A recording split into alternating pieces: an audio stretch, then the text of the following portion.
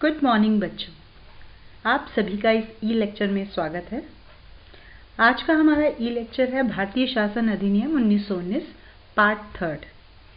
जैसा कि आप लोगों को पता है, हम भारतीय शासन अधिनियम 1919 पढ़ रहे थे पिछले 2 ई लेक्चर में, और हमने उनमें पहले लेक्चर के अंदर पढ़ा भारतीय शासन अधिनियम 1919 की उत्पत्ति के कारण। दूसरे वीडियो के अंदर हमने देखा भारतीय शासन अधिनियम की प्रमुख धाराएं, और इस वीडियो के अंदर हम पढ़ेंगे उस महत्वपूर्ण चीज को जिसके लिए 1919 का अधिनियम जाना जाता है, अर्थात प्रांतीय जो सरकार में जो ढांचा परिवर्तन किया गया इस अधिनियम के द्वारा, और प्रांतों में द्वैध या दोहरे शासन की या डायरकी की स्थापना की गई। तो इस वीडियो के अंदर हम 1919 के अधिनियम में जो प्रांतों में द्वैध शासन की स्थापना की गई उसके बारे में पढ़ेंगे। भारत सरकार अधिनियम 1919 की प्रमुख धाराएं जिसके बारे में हमने दूसरे वीडियो में चर्चा की, वे थे, पहली चीज, गृह सरकार के संबंध में क्या परिवर्तन हुआ। तो हमने जैसा पढ़ा कि भारत सचिव का गवर्नर जनरल पे किस प्रकार नियंत्रण स्थापित रहा। गवर्नर जनरल और उसकी कार्यकारिणी परिषद केंद्र में निरंकुश शासन चलाती रही पूर्व की भांति। केंद्रीय विधानमंडल का स्वरूप किस प्रकार का था, उसके जो शक्तियां थी वो किस प्रकार थी, और कार्यकारिणी परिषद पर जो गवर्नर जनरल की विशेष शक्तियां थी वो किस प्रकार थी। इस अधिनियम की जो सबसे प्रमुख बात है जिसके लिए 1919 का अधिनियम जाना जाता है वो है प्रांतीय ढांचे में परिवर्तन और प्रांतों में द्वैध शासन की स्थापना। तो हम सबसे पहले देखते हैं कि दोहरा शासन या द्वैध शासन क्या था। 1919 के अधिनियम के अनुसार जो सबसे अधिक या बड़ा परिवर्तन इस अधिनियम के द्वारा हुआ वो था प्रांतीय ढांचे का स्वरूप परिवर्तित हुआ। प्रांतों में दोहरा शासन यानी डायरकी जारी की गई। जैसा कि आप जानते हैं, अंग्रेजी में दोहरे शासन को डायरकी कहते हैं। डायरकी का अर्थ है डाय यानी कि द्वि यानी कि दो, और आर्किया का मतलब है शासन। तो दो या दोहरा शासन इसका शाब्दिक अर्थ है, और जिसका अगर हम इस परिस्थिति के अंदर प्रांतों में इसका स्वरूप देखें तो हम ये कह सकते हैं कि दो शासकों का शासन या दोहरा शासन। इस अधिनियम के अनुसार प्रांतों में थोड़ी सी उत्तरदायी सरकार बनाई गई। 1919 के एक्ट से पहले भारत में एकात्मक सरकार थी और सारे विषय केंद्र के विषय माने जाते थे। इस समय केंद्रीय सरकार शासन को अच्छी तरह चलाने के लिए कुछ विभागों या विषयों को उन्होंने अपनी इच्छा से प्रांतों को दे दिया। तो इस तरह से जो शासन अब तक इकहरा था वह दोहरा हुआ, और कुछ शासन ब्रिटिश सरकार ने स्वेच्छा से ही प्रांतों को दे दिए। दूसरी चीज थी केंद्र और प्रांतों में विषयों का बंटवारा। इस अधिनियम के अनुसार केंद्रीय और प्रांतीय विषयों का पहली बार बंटवारा किया गया। बाद में प्रांतीय विषयों को भी 2 भागों में बांट दिया गया, ये एक अलग बात है। पर इस समय 2 प्रकार के जो विषय थे वो स्थापित किए गए। जो विषय सारे भारत के हित के थे उनको केंद्रीय विषयों में रखा गया।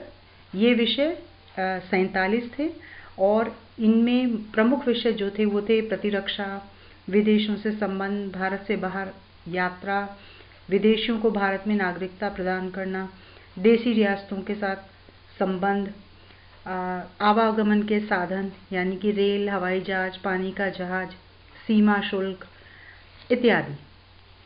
और वे विषय जो प्रांतों के विषय थे वे 50 विषय रखे गए, और जिसमें स्थानीय स्वशासन, सार्वजनिक स्वास्थ्य, सफाई, चिकित्सा, शिक्षा, पानी की सप्लाई, पुलिस, जेल, न्याय, सहकारिता, जंगल, सिंचाई आदि थे। इस अधिनियम में जो विषय सूची में शामिल नहीं किए गए उन सभी पर कानून बनाने का अधिकार केंद्र सरकार को दिया गया। इसका ये अर्थ था कि जो शेष विषयों पे कानून बनाने की शक्तियां केंद्रीय विषयों के अतिरिक्त भी केंद्र को ही सौंप दी गई। जिस प्रकार आज समवर्ती सूची के विषयों पर केंद्रीय प्रधानता रहती है, उसी तरह से केंद्रीय विषयों के ऊपर यहाँ पर केंद्र की प्रधानता रख दी गई। जब कभी ये विवाद उत्पन्न हो कि कोई विषय प्रांत का है अथवा केंद्र का, तो उसमें अंतिम निर्णय गवर्नर जनरल को सौंप दिया गया। तो इस प्रकार से ये विषयों का केंद्र और प्रांत के बीच में बंटवारा किया गया। तीसरी बात थी, प्रांतों के में भी विषयों को दो हिस्सों में बांट दिया गया, और वो दो हिस्से थे आरक्षित और हस्तांतरित। आरक्षित विषयों का तात्पर्य है रिजर्व्ड सब्जेक्ट्स, और हस्तांतरित को अंग्रेजी में कहा गया ट्रांसफर्ड सब्जेक्ट। आरक्षित विषयों के शासन को गवर्नर अपनी कार्यकारिणी परिषद की सहायता से करता था। उसकी कार्यकारिणी परिषद के सदस्य प्रांतीय विधान परिषद की तरफ जिम्मेदार नहीं होते थे। हस्तांतरित विषयों को भारतीय मंत्रियों को दे दिया गया था, वे प्रांतीय विधान परिषद की तरफ जिम्मेदार थे। प्रांतों में इस प्रकार से शासन को दोहरा शासन कहा गया। तो दोहरा शासन किस रूप में था? एक तो केंद्र और प्रांत के विषयों में बंटवारा हुआ, तो शासन दो भागों में बटा, और दोनों केंद्र की सत्ता ही नहीं रही बल्कि प्रांतों को भी कुछ हद तक स्वशासन या शासन करने का अधिकार दिया गया। साथ ही प्रांतों के अंदर भी विषयों को दो भागों में बांटा गया, और इसमें एक में गवर्नर को प्रधानता दी गई और हस्तांतरित विषयों में भारतीय मंत्रियों को प्रधानता दी गई।